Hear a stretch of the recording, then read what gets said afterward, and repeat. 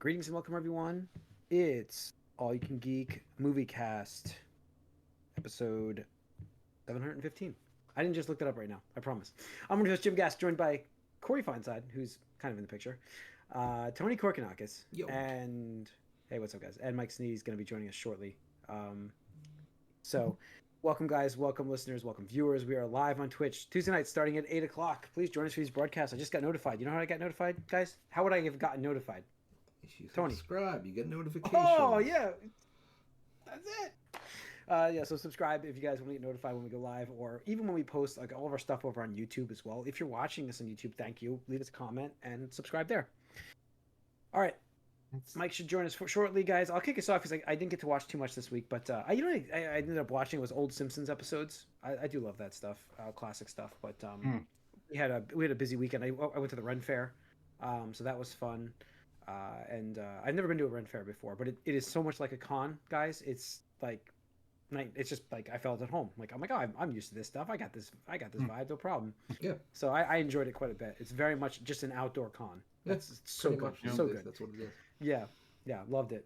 Got some great food, got some great stuff. But I ended up watching little of the Terminator show, which is very short, but I only watched three episodes of it so far. Fantastic, though. I think this is such a cool. When I first heard about this, like Tony, you mentioned it too. I'm like, I just don't know how much that's going to work, but it works. They did a great job making it into an anime, and the visuals, the animation looks amazing. It's very bloody, obviously, but that works well with anime. That's like I love this media that they chose because you can go over the top with animation. Yeah. It helps with it, and it's not, and it doesn't become the boys. You know what I mean? Like it's just like it's a perfect level, and very much enjoying that so far. And it's telling a great story. I like what the story they got, so I enjoy it. Yeah, I mean, I think that's where a lot of the adult animation and certainly a lot of it could be contributed to, from Netflix, right? With their exploration of the medium, starting with probably Castlevania, 8 years ago or however. I think that's the big kickoff. Yeah. But it's good because, I'm a proponent of, anime and. I don't think it's that bad these days, but there's always a stigma around it. It's like, oh, it's for kids and stuff like that, but it's just another medium to tell stories, right? Yeah, and it's a great medium to tell stories. Yeah, absolutely, and that's the beauty of it, right? Because, how often do we talk about on these podcasts with ballooning budgets for AAA blockbuster movies, right? Like a Terminator movie, yeah. you're probably going to spend at least $150 million on a Terminator movie, right? Easily, or something with animation on that with scope the CG and level, and everything right. you need. Yeah, absolutely. So and if it bombs, I mean, you're fridging or you're shelving that franchise for a while because it's like, well, shit, nobody, not enough people were interested to see it to make it successful. So we need to put this on ice for a bit, right, and try again, whatever. But with animation, it's a fraction of the cost of a movie, right, and you can leverage the the advantages of that medium where you could still get great action, you can get voice talents that are just as skilled as actual actors and stuff like that. You can say more skilled sometimes. That voice animation, voice acting is very tough sometimes too. Okay, absolutely, what they need out of you. Yeah, absolutely, right. So I'm glad to have seen that Netflix, and now a lot of the other companies are getting into it too, have really embraced and animation. You can really do things with animation that you can't do with live action as much or as easily. That's what I mean. Just look at Arcane and what that's done for that. Absolutely. Because trying to do that live action, you lose a little bit there.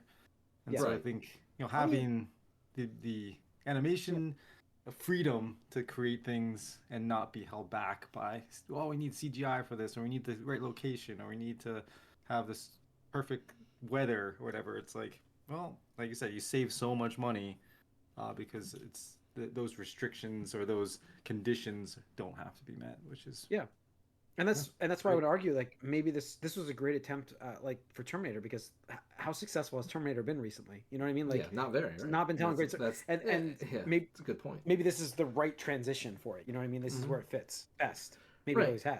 Exactly. And and I'm interested in seeing, I think in a week or two here with the Tomb Raider animated series coming out. Yeah. And it's looking like it's going to be along those same lines, where it's like, okay, kind of an more adult story for them to tell for Lara and stuff like that. So I think it'll be interesting, rather than, because is there room for like a Tomb Raider like live action movie again? I don't know. Like even that last one they tried seemed like it didn't do well. They tried to get that sequel going too, and it never really panned out. Did.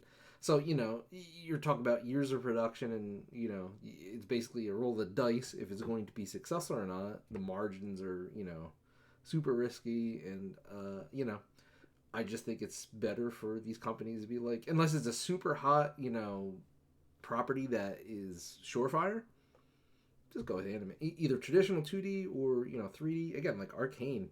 I just recommended a couple of my buddies here in Easton. They don't play League of Legends. That's what I told them, because they were just talking about stuff to watch. And I was like, watch Arcane, because the season 2 is coming out, so you'll be right in, you don't have to wait years like I did, like most of us did. They're like, oh, well, I never played League of Legends. I'm like, great, that's better. If you've never played League of Legends, that's amazing. That's actually, you're probably getting a better experience for it. Both, figurative and literally and stuff like that. So, and I think, Arcane really pushed the medium forward, and same thing with Across the Spider-Verse. We saw something like Rise of the Turtles, kind of carry that along too. So yeah, absolutely. Cyberpunk. I mean, the list just keeps going on and on. Like, some great adult animation happening. It doesn't have to be anime, right? It's like we're not saying anime is the only way to go. It's like animation in particular can be for everyone. It can be for kids, and it can be for adults, and it can be for in between. I mean, it's like there's something there, and there's a place for it that you can tell stories that are very interesting, and use that medium to express whatever type of story you want to tell, and show it in a way that's unique and different. Yeah, and the nice thing is, like, there's so much variety, right? I mean, for instance, this weekend, relevant to me, just in the news, Transformers 1 is coming out, right? Which is, I'm looking forward to, because it's gotten, I think it's certified fresh. I think it's floating around a 90-ish. Pretty damn good Rotten Tomatoes. Yeah. And everybody has just been raving about it, saying, it's the best thing, and probably Bumblebee, right? Which, I also really enjoyed. And, again, that's adult animation. So, well, not adult, but it's for kids. But, the themes I'm getting from what I'm hearing is like, oh, maybe there's going to be some, Transformers 1986 movie trauma in this one, and we're gonna just have a bunch of kids being like, what the heck is going on here and stuff like that. We'll see. Sure, thanks for chiming in. There's a series coming out this month, I believe. There's a trailer or two on YouTube. October 10th. Oh, okay. It comes out October 10th. The trailer's online, and it does continue from the video games, the newer games. So it's set reboot, in the rebooted universe. It continues after the 2018 game Shadow of the Tomb Raider. So it is a continuation. Haley Atwell's voicing Lara Croft, which I think that fits. Obviously, I think she's great. That's a match. So yeah, I think it's we'll see how it comes out. I like I said, I loved the stories in those games. I loved the gameplay in the first one. I just felt it deteriorated over time. So don't have to worry about gameplay now. Maybe we get a good story. But all right, what else, guys? What have we been up to? Tony? Not too much this past week. I'm like we talked about last week. I'm hate watching that second movie of that. Why are you still doing it? I just can't get through it. Well, the thing is, like when I'm cooking or cleaning, like I just put it on and not. Whatever. Crisis on Infinite Earths or something like that. I can like half pay attention to it while I'm like doing stuff around the house and whatnot. But I don't understand this movie at all. Like they jump from world to world with these characters, often multiple versions of the same character. And the thing is, I don't care about any of them because it's like, again, it's just one of those stories where it's like, well, if like a Superman dies here, like I don't give a shit because it's like not, my Superman or whatever. It's like, whatever, that, didn't matter. It's like, well, that was the evil Superman. He died. It's like, well, who gives a shit? He was evil. Like, I don't care about that. Like, there's so much of this, and I'm just like, God, like, why do we keep going back to this? Like, just How many times are you gonna reboot this thing and then act like, oh, the worlds are ending? It's like, yeah, but you've done this before. You've done this so many times before. It just loses meaning and value for me. So I'm towards the end of the second movie, and it's just like the thing is, there's not even good action in it either to like justify this. Like there's a scene where that's disappointing. Yeah. Yeah, there's a scene where a couple of the Bat family are fighting because everybody is somehow being emotionally manipulated by a villain who they all knew was a villain, but invited him along on this like collection of champions, and lo and behold, like, oh, he got the opportunity to be a villain, and he went back to being a villain. Like, you literally have some of the smartest people throughout the multiverses on this spaceship, space station, that's the idea, and not one person's like, nah, fuck this guy, like, whatever. But the Bat family's fine. I'm like, this isn't even good animation. Like, this should be cool to watch, but they're just. It's just dumb and terrible. I didn't like the animation. I just can't believe they did 3 of these. Going from all the good animation that we were talking about. Yeah, I know. Right, there's bad examples. Just like there are bad movies, there are bad animations. And it's just depressing, too, because, like, I used to consider WB pretty stellar at that, from the... That's what it was always about, right? It was like Bruce Timm era. Marvel had the Spider-Man movies and the whatever, and like, oh, Marvel's got some good live action stuff, but their animation was not good, and now it's like reversed. Well, not even reversed. It's just they just crap now. I'm you, Barry, but the reverse. Yep. All right. Corey. Well, unfortunately, football season started, so now I'm consuming a lot of football information stuff. So nothing too exciting to talk about other nothing than football. Podcast related. So, all right, Mike. Nothing really other than I showed Carter, my son, who's 2.5, old Blues Clues instead of new Blues. Blues the original Blues. Yes, with Steve. Yes, from '96. So that was fun. He seemed to like it, so that's good. He doesn't need 3D Blue to like the show. Yeah, get him into. That's about it. Get him into Bluey. Bluey is for all ages. I don't want to get into that. It's annoying. Yeah, it's good stories. All right, let's get into a little bit of news. Let's talk about the box office. Let's see what we got going on. This week was Beetlejuice, $51.4 million for it. Great weekend for it. Great weekend. That is fantastic. A 53% drop, but still doing, was it 187 domestic, 187.7 domestic on a $100 million budget. This was almost, by the way, I'm going to tie this in with a little bit of news, folks. This was almost a straight-to-streaming movie until Tim Burton slashed $47 million off of his budget because the studio didn't want to give him $147. They thought that was too much of a risk, so they said at $100 million you can release this in the theaters, and that's what they did. Yeah. And good for them. I mean, at the same time, like, because was this an HBO thing or a? This was going to go to Warner Max Brothers, right? streaming, I think, Yeah. or was it So was one it of those two? Brothers, Yeah. Right. Like on one end of on one hand, I could totally understand it, right? Because we just talked about ballooning budgets, like how often. And it's like, absolutely. Do you really need 150 million for a fucking sequel to a movie Beetlejuice, right? Well, that's the thing. Like we didn't know how this was going to do, but you're like trying to sell a sequel from like what? How many years ago now? 40 years ago, or whatever it is. So it's like, hey, this has had one movie and one cartoon series. I want to make a sequel after decades. Give me $150 million. It's like, oh, I don't know about that. Yeah. That I don't even know how he sold them on 100. Like that's. Well, they probably. I mean, the renaissance of nostalgia stuff coming back. I mean, is like enough to be I like. There was. We can all thank Top Gun for this. We can all thank Top Gun for this. And it seems like apparently Beetlejuice kind of leans towards being it all. It could be any time really. It's not necessarily. Yeah. Like, oh, it has to be in the 90s or it has to be in whatever time frame era. So I guess it kind of works. I did not see this film. I assume everybody missed out on it. So yeah, I did not. You never saw Beetlejuice? I feel like No, the second one. Oh, the second one. Oh, okay. I was like, no, I haven't seen it. Yeah, this will be a home run. At some point, I will see that.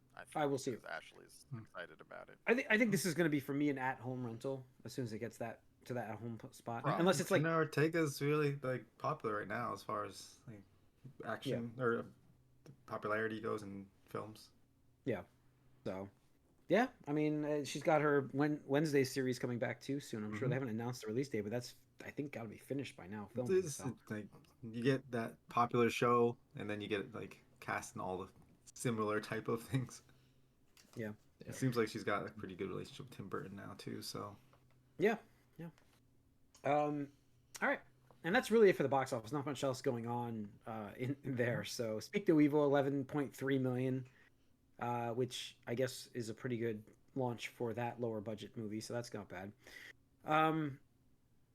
Deadpool's still hanging on too. Deadpool's still going. Deadpool's at number 3 at 5.2 million, and it did 621 domestic, 621.5.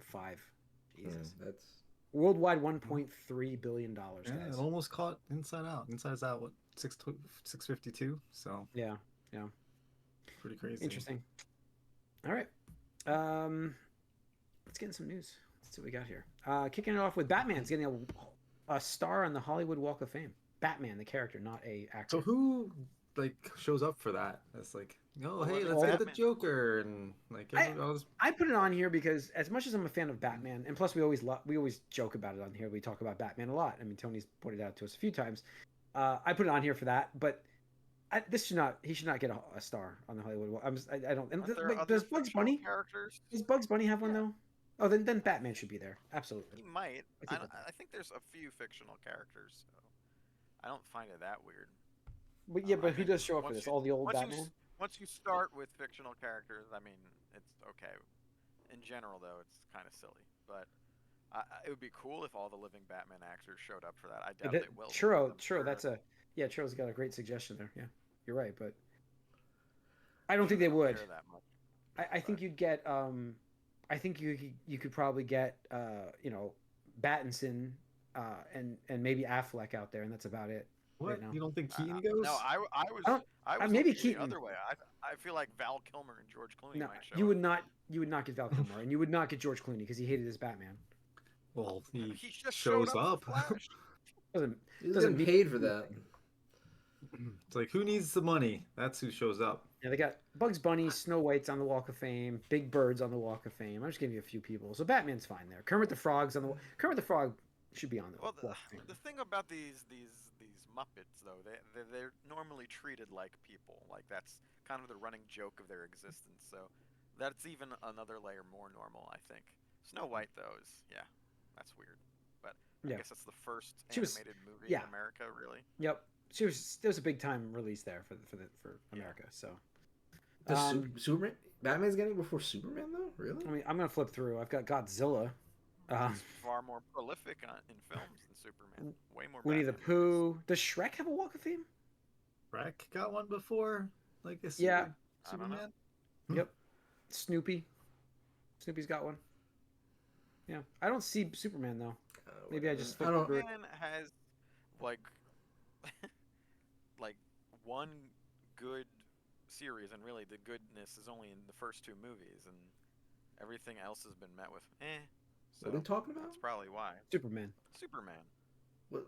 Media of Superman. Had one trilogy. Everyone loved the Burton one. Everyone loved two. Back at the time, the Adam West stuff, and then everyone loved Nolan. Well, Adam West is more TV, right? Yeah, but I mean, you've had different loved versions of Batman there, and I still love the old Adam West ones to watch. I know what they are. I enjoy watching that stuff. But like the Nolan verse is still great, And then I think obviously the Reeves film has been very successful. The Batman. So, I mean, you're right. You could argue how Nolan verse finished was not great, but it was a pretty good 1, 2, and then 3 kind of. That, by the way, Dark Knight Rises is getting the prequel trilogy treatment from people about 10 years younger than me at this point. People love it. I don't give a shit. People in their 20s are like, "Oh, that movie was actually good." You people are wrong. No, that's been going on. It was bad. I'll argue with It's bad. It was good. There's no. Yeah, it was bad. It was bad. It was messy. Right. Yeah, it was messy. It was bad acting. Whatever. I'm not getting into that. No. Onward. Some cool Clearly news. the worst of the 3.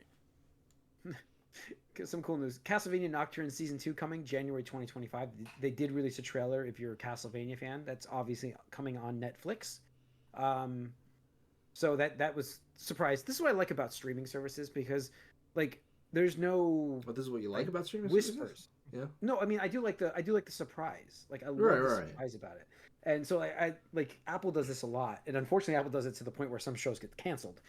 But there's just no fanfare, and then they release a trailer and say, "There it is, coming out in Right. 3 Well, months." Apple doesn't or whatever, market it, so No, I know. and they need to I'm market just- it because they don't have the user base to just be like, oh, we'll just make something really good and we won't advertise it. Yeah. And people just show They're like up. here, It's like, put it on their home screen. Let them watch it. Right. That's what Netflix does essentially. But yeah, I'm. It's cool. Tony, you like this series, right? This season 1 of this Nocturne, pretty good. It was all right. Yeah. They take more creative liberties with the source material and how they adapt it. This is which character was this? Richter. Yeah, this is Richter and Maria. This is Richter. Yeah, that's right. So it's interesting. It wasn't bad or anything, but I was like, oh, well, that's an interesting, like I said, an interesting take on the characters. But it was really just an introductory season rather, because there was a jump from the last series to this point in time. So it was kind of they had to introduce new characters and stuff like that, and kind of catch you up with what happened in the world and stuff like that. So there's a lot of foundation laying and stuff like that. So I'm interested in seeing where season 2 takes it, but just on how the first one ended, I'm expecting hype things. So hopefully, I mean, I'm gonna binge it the first weekend anyway. So regardless of whatever I say, it's a must watch. There we go. Yeah. All right. The Last of Us season 2 will officially release in the first half of 2025. So they gave a little release window for the second season of Last of Us. Any time before late May is what we're getting. That's when the first season come out in February or something. March? Yeah, they'll probably do it for February again. Sounds like March. Yeah. I was like the March. game. Like I was like, I was thinking they were gonna have the, what was it? The Last of Us 3 debut and finale or whatever, and that was around March time, I think. So yeah, that makes sense. Yeah, a couple of years after. It's rough. Yeah. I heard that they the actor that plays the new villain protagonist, whatever you want to call her, was had to get extra security because of how hated the characters. Absolutely. So like people can't separate the person from the character. Unbelievable. No, that always happens. I mean, you look at Joffrey's actor, right, from Game of Thrones, and people are like booing him and like saying rude shit to him on the street. Abby's a like, character. I'm just an actor. I'm a person. It's not me. But no, can't separate those things. People are fucking stupid, man. Just no, they are. I'm very excited to see how they handle this because apparently, I mean, we talked about it before, but they're breaking this up. Like to be this movie or this show is going to be like multiple seasons, even though it's one game. And I don't know how that works, and I don't know if spoiler alert for people, but the game's a little old. But you play as 2 different characters, and you play from both sides of the argument, so to speak. Wait, you do? What are you doing? No, stop. No, I wonder how they approach that. 'Cause, let's see how it is. Like, because that's a big factor in the controversy of the game is that. Yeah, but man, I don't know. Like that would probably work better visually in like this medium than a game. I think in a game it's a lot to ask. Well, I think it's more accepted in movies because you take POV of a lot of different characters in shows and things like that. So you're always cutting from one storyline to another. You're not taking on the role and doing the tasks yourself of a character that you fundamentally want to fail, basically. So it's a little different just watching them. It might work better. The thing is, I would be interested if they actually reversed how they presented the story, right? Because I think if you do it that way, maybe you get some more of a certain character. Yeah. in the show. Right? It's not when the thing happens, I'll just say it, the thing. Yep. Like you are disposed to like just most people hated that character, right? Where it's like, oh, okay, well, but if you start with that character, right, and lead up to that thing, I think it would do a better job of giving people more of a like context. Yeah, like context, but also like it's like that whole like, okay, maybe I don't agree with what she did, but I understand, right? Where it's like, like it wasn't just, this person is basically nameless to me and stuff like that. Right. And this person's evil just for being evil's sake. No, Right. it's like there's reasons behind certain things, certain actions.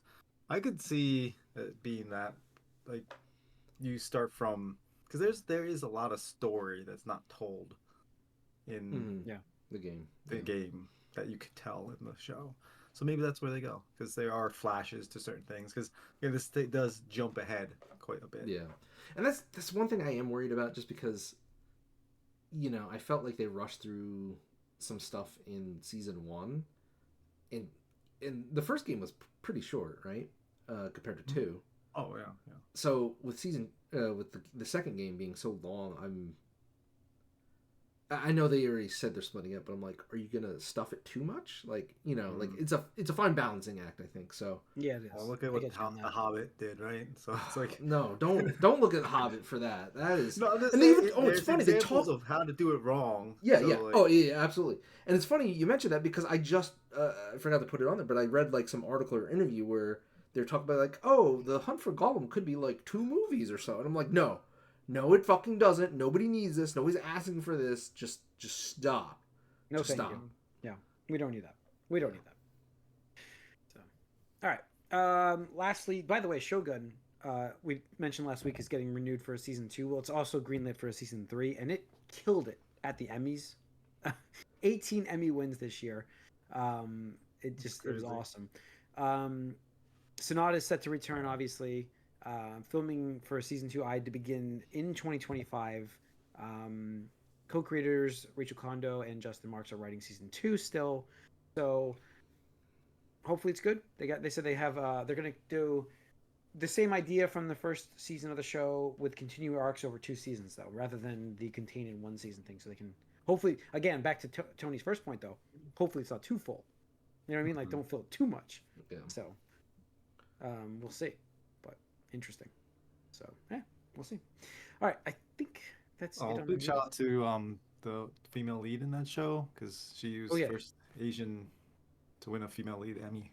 So yeah, they like I said, they swept the Emmys. 18 Emmys is nuts. So that showed a great. Congratulations to everybody and her as well. So all right, I think that's going to wrap up this episode of the Moviecast, though, folks. Thanks for tuning in once again. We're live on Twitch Tuesday nights. Stay tuned for the Gamecast, though. If you don't watch those live, we're over on YouTube, all the content. So be sure to subscribe to both to let you know when we go live or when we post. We'll see you on the Gamecast. We are out.